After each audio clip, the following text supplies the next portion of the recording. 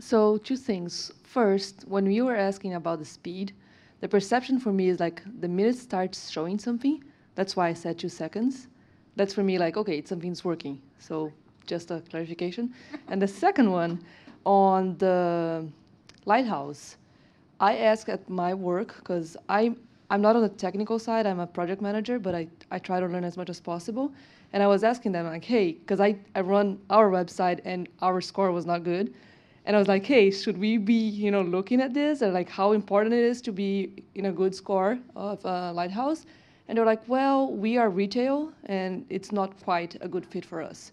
So do you know if it's like, it's too broad and you shouldn't take it too seriously if you're in certain departments, or how do you feel about that? He wants to take the question, but I'm just going to give a quick answer, which is I think it depends on the site too, because I shop Costco, because I love Costco. Their site sucks, ASS, but I'm going to wait. But he actually has a valid answer. I may not have a valid answer, but it's an interesting question. I think, so when I first started working in this field, I was asking basically, there are all kinds of metrics that you can improve, but why? And it turns out there are basically two reasons to improve. One is because you're trying to deliver a better user experience. And the better user experience is absolutely tied to quality of experience. A subset of it is how fast it feels, is it interactive, yada, yada, yada. The other thing is money. And the KPIs, if you're a transparent, like if you're a CDN or a browser, we don't have visibility into your key performance indices, right? So if you're trying to aim for money versus aim for user experience is a general thing we can all try to, across the board websites, try to optimize for. What is tied to KPI is very website specific, right? But if you look at examples like LinkedIn did an entire redo of their website, right? And the things they were optimizing for were actually tied to their KPI, but the UX definitely went down, and it was very obvious. And they then started working on it. I think both are important. I don't think it's either or. I think it's a matter of where is your priority. When we started working on it as a research problem or like a machine learning problem, if we picked KPI, it became very clear that People what KPI is. KPI stands for key performance indicator. It's like maybe number of unique views or how much time they spent on your website, and it will be different from Washington Post to some other Office Depot because they're very different things. So my conclusion was that if you're interested in a general improving the web kind of paradigm, which we are because we sit in the middle and we see lots of different traffic, then it's better to go for UX because UX does indirectly influence a lot of these things, but it's indirect, right? Whereas if you're really interested in money, then there are probably some XYZ KPIs, and you could just correlate with those, and this is what actually people usually do. I would argue for both because especially if they're social networks or things where there is a lot of participation and so on. For example, ad CPMs seem to be a lot related to UX because if the UX sucks, people are not going to stay, and if they're not going to stay, the ad CPMs go down. But the relationship I found for improving things like PSI or SI, they're targeting user experience, right? So you won't see a direct link, but it does affect. Yeah. What's the formula? I don't know yet. So just to add to that, in terms of you said, what should we improve the Lighthouse number? I wrote a blog post called "Web Performance Statistics Are Bullshit," because it depends what you're testing, what you really need to improve. So accessibility should be really high up there, but if you're at 99.9% accessible, do you want to spend another 100,000 getting to 100%? If you are at 1.6 seconds, do you want to spend another 100,000 getting down to 1.5, or so it depends what's important to your business. Thank you. All right. Question over here first. There was some slides near the end where you're showing some bar charts, and they had PSI, PSI on load, and PSI time to click. And I was unclear on the difference between those three, and especially the time to click one. That is, I wasn't sure who was clicking when, what made it time to click. I understood they were all PSI, but they were stopping the measurement at different times. But what's the default for PSI, and when is that click happening?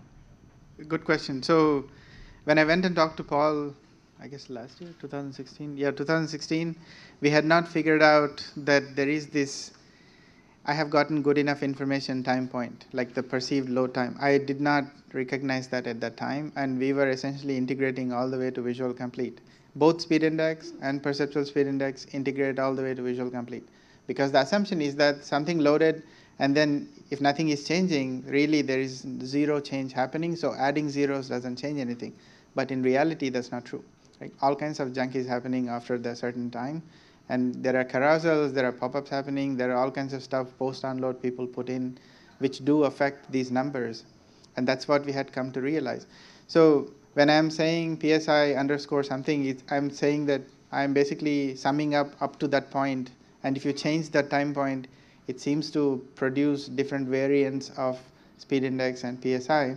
These are not part of Lighthouse because this result is like December, January, and PWA, the Lighthouse numbers, including PSI, went out in October last year, I think, if I remember correctly. So there is a little bit of me having a better understanding of the problem, and I'm telling you exactly what I know at this point. But there is a gap between that showing up in, usability. Did that make sense? What was that last one called time to click? Who's clicking when? So basically, we were able, with our study, to figure out exactly when people were time to click. So it's not an actual metric. But he will tell you. Explain. I mean, we basically, what was the experiment? Experiment is I show you any random subset of 2 websites, and I ask you which one is faster, right? So for every pair of websites that we showed, 5,000 people or so participated, or at least 5,000 people were valid. They didn't make mistakes. You can compute the median time it took for them to make a decision on that pair. It's the median time to click across this population.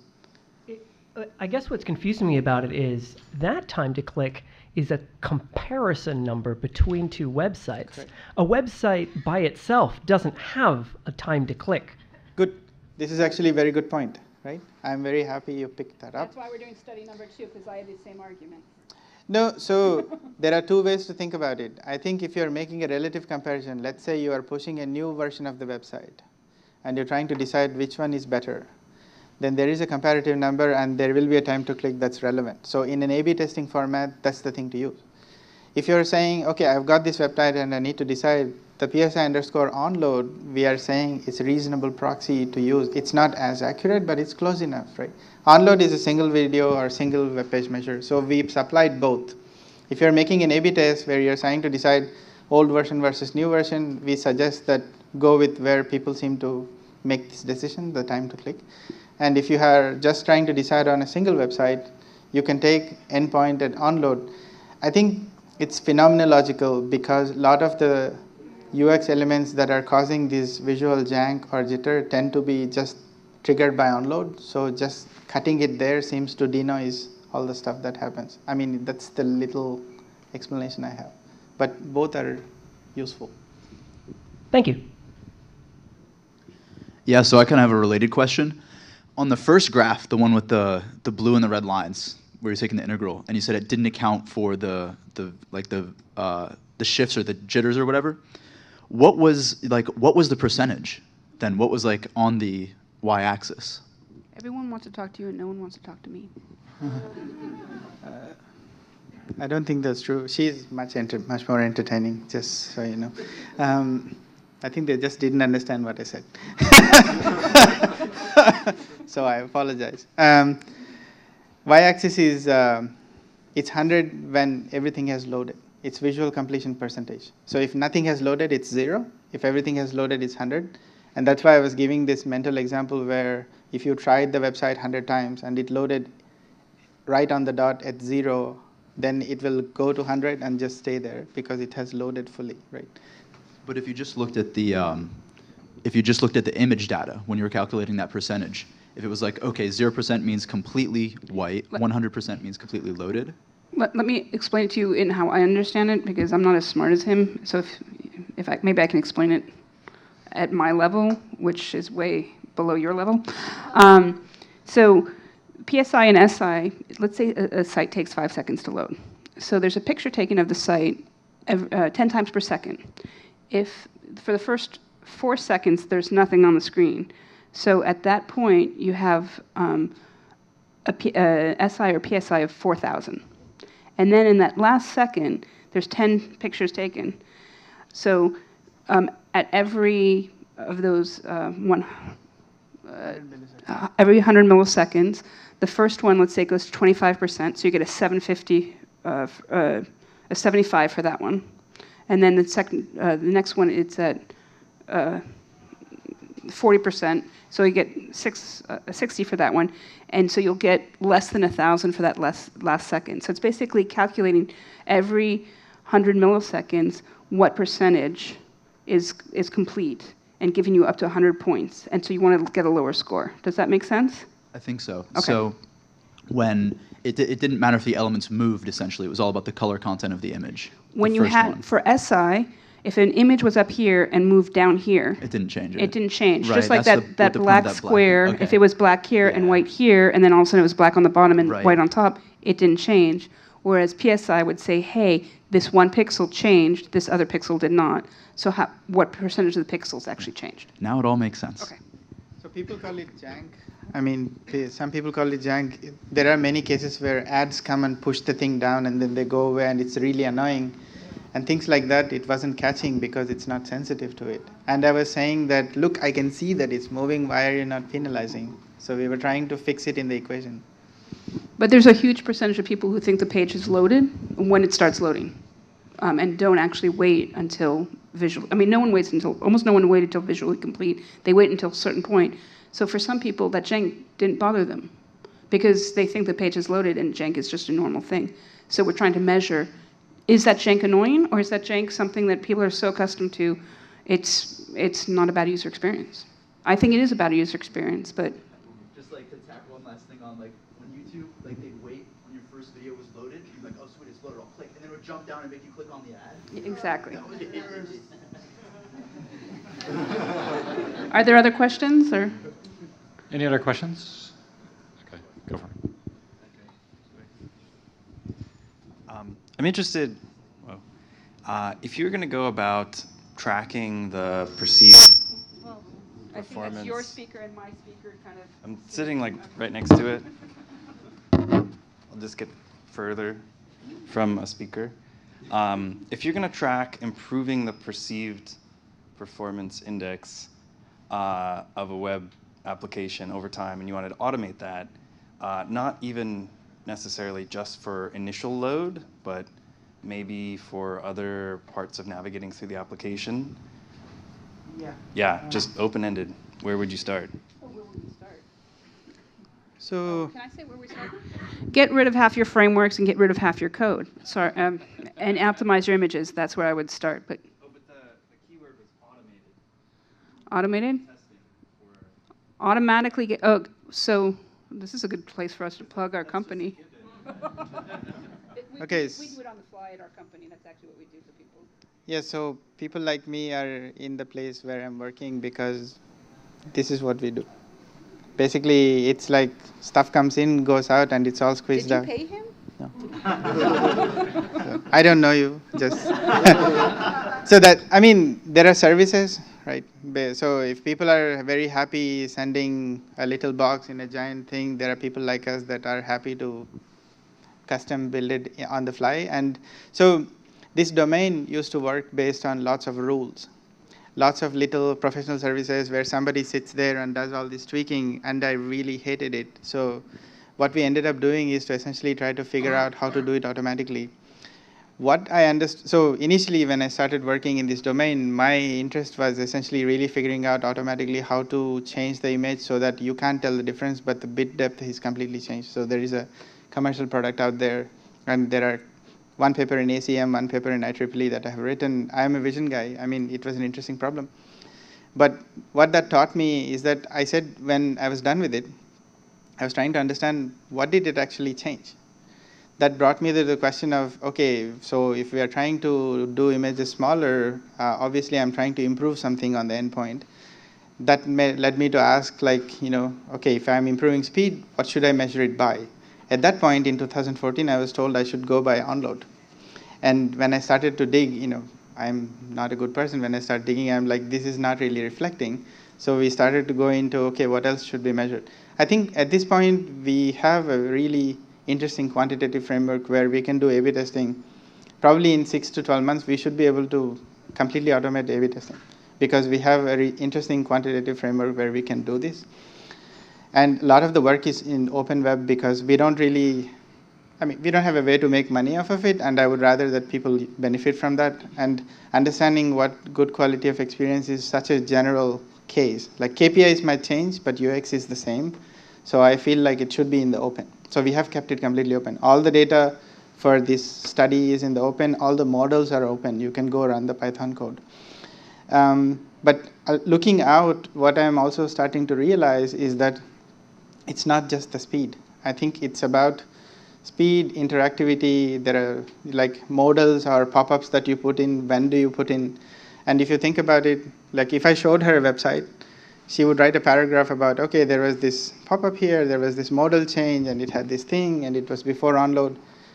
As a machine learning person, what I'm actually trying to do is to, at this point, if you upload an image to a Google API, it will tell you that there is a girl with a red dress. 10 years ago, you couldn't do that. And one of the things that I am aspiring to, like we have showed that we can actually quantitatively tell you A/B tested versions of how you perceive speed. If you expand that set, what I would like to do at some point is to give you a readout of what's happening without you ever looking at it. This is a hard problem, but I like this. And I think there is a systematic way to go about it. We're fairly farther along. And speed is obviously the first thing to do, but okay. So there are a lot of pop-up detections and lots of stuff that's in the pipe where we hopefully would tie it all together. So I had a question. So obviously PSI is very subjective.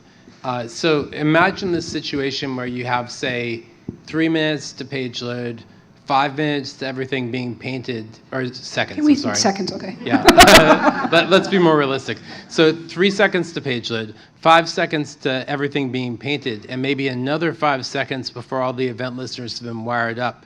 So in terms of PSI, is it a better PSI if you allow everything to be painted and the user to interact with the screen and click on stuff that may not actually do anything yet? Or is it better to have like a kind of translucent modal and a loading indicator and that kind of thing in terms of how people perceive the page? Which one seems faster to the user? Well, I'm not sure, like you can fully, first of all, different people will think different things, but as a user myself, if the page loads and I can't interact with it, I will think it's broken and I will leave, right? If it loads slowly, at least I know it's loading. So there's actually different things you can do to speed up the perceived performance. You can actually alter, because remember that picture that I showed you where there was 5 things that were empty, and then it all came in at once, and then there was one that was longer, but it came in. Almost everyone will think that the one that took longer actually was faster. So there's certain things you can do to make it appear faster, even though it's taking a little bit longer. So the whole thing is, when you are building a website, there's certain assets that you need, right? So you want to put in the assets that you need and make it work, and then defer or asynchronously load after. One of the things that I can do to make my machine learning workshop faster is all those assets on the bottom of the page, I can defer those and load them after the top part has loaded. I'm going to save 50 milliseconds. It's not worth 12 hours of my time trying to figure out how to do that. If it was going to take 2 seconds, I would figure out how to do that. If that top image was at the bottom, the top image that comes in because it's so huge, if that was at the bottom, I would definitely delay it because there's a good return on my efforts. So you basically, all of the things we're talking about, basically, we basically said there's objective measures, but humans subjective, performance to the users is subjective. There's active waiting and there's passive waiting. When you're waiting in line at the DMV, you hate it. When you're at the airport, you're actually waiting for the luggage the second you get off that plane, but they make you walk 1.5 miles. So when you get to the luggage thing, you think it's super fast. That's active versus passive waiting. So in terms of what we learned so far, it looks like you want to get to the first paint quick.